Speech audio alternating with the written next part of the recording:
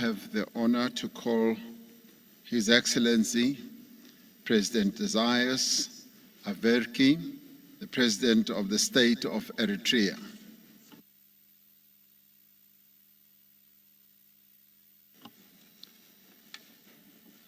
Excellency, thank you. May I first join previous speakers to express our gratitude to Your Excellency and other heads of state and governments of Brics for convening this 15th summit. Our deepest thanks too for the people and government of South Africa for their renowned hospitality.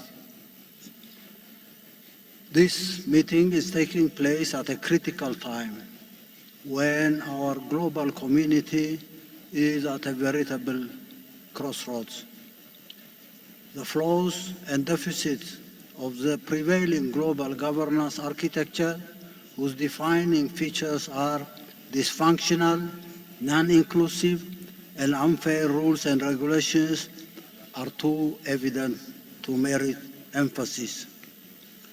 U.S. exceptionalism, or Pax Americana, has unleashed malaise that have gravely impaired global progress for almost a century now.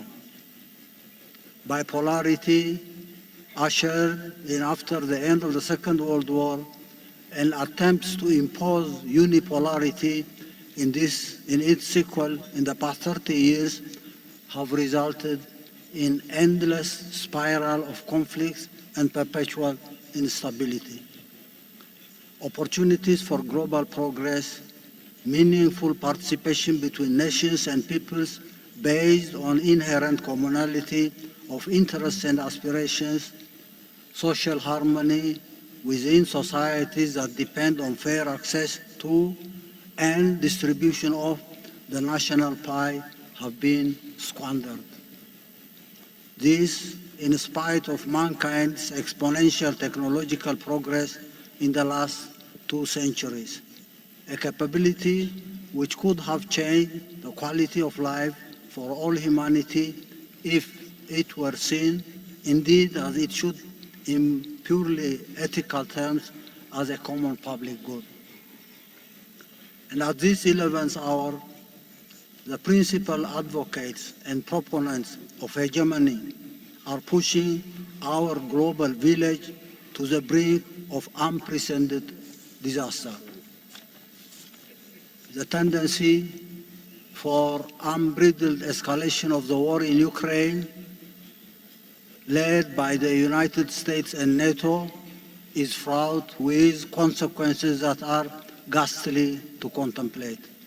Yet, the United States and its allies continue to doggedly pursue this perilous path in a desperate attempt to turn back the clock of history and assert what they term as their unassailable global superiority and dominance. Differences of scale aside, the devastating wars incubated by these policies in Africa, the Middle East, and other parts of the world in the past decades have and continue to incur colossal losses. The situation in Niger is only symptomatic. It's symptomatic of modern slavery. Imagine bringing back all the uranium that had been going to Europe to electrify this marginalized continent. Vast literature on and related institutions for conflict resolution and the maintenance of peace aside, costly wars unleashed directly or through proxies find no solutions in the majority of cases and are instead compounded by deliberate subterfuge. Peacekeeping forces, humanitarian assistance, etc., are mere palliatives to project semblance of serious concern. Most of the times, the institutions and conceptual pillars of global governance the cogent principles enshrined in the UN Charter are circumvented and supplanted by illegal frameworks and approaches. Grave issues of international peace are not addressed by and referred to legitimate international bodies for adjudication. Alliances and power blocs, coalitions of the willing are the preferred tools in order to breach international law.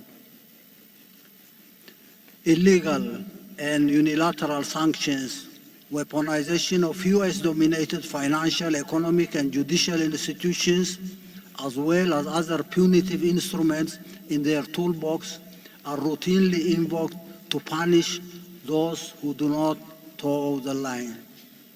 These suffocating and malicious policies are embellished by high-sounding phrases in order to claim the moral high ground.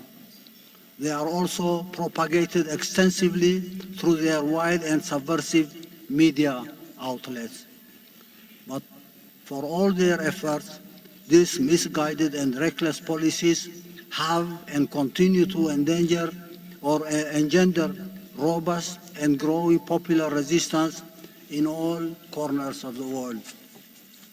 The tiny few aside, the lofty aspirations of humanity as a whole is for a just and fair global order where justice and the rule of law prevail, where nations and peoples forge meaningful and symmetric ties of cooperation and partnership on the basis of respect for national independence and sovereignty, for societies anchored on compassion and social justice. These amorphous movements will require higher coordination in their critical layers. Brics and other international organizations and platforms that broadly share these values and aspirations must shoulder the responsibility of better articulating and mapping out concrete objectives and strategies. The judicious approach will certainly involve a basket of concrete and consensual instruments that can roll back and sustainably dent the most vicious measures in their toolbox of repression. In this respect, the measures of de-dollarization, already on the offing with varying pace and through different alternative frameworks, could be supplemented by continuous consensus building and joint action in appropriate international forums to prevent conflict. Mechanisms can be worked out to expedite fair and comprehensive resolutions when and if they erupt.